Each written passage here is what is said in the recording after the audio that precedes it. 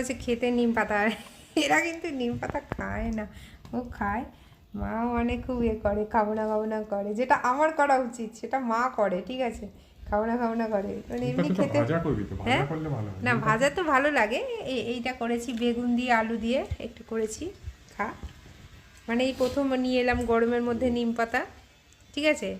আর এই যে সামনে নিম পাতা খাচ্ছে, তাই কি এদিকে দই মিষ্টি আর এই যে চপ, এগুলো রেডি আছে, মানে এগুলো দেখিয়ে ওদেরকে এগুলো খাওয়াচ্ছি আমি। এমনি ভালো লাগছে তো, খায় নিম পাতা, মানে ভাজাটা ভালোবাসি।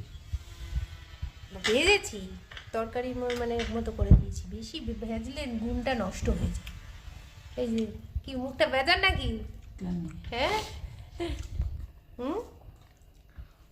কি পছন্দ না? হ্যাঁ পছন্দ, নিম পাতা ভালোই লাগে। এই যে সামনে কিন্তু এইগুলো রেখে দিয়েছি, ঠিক আছে, যাতে এইগুলো দেখে এরা খেয়ে নেয়।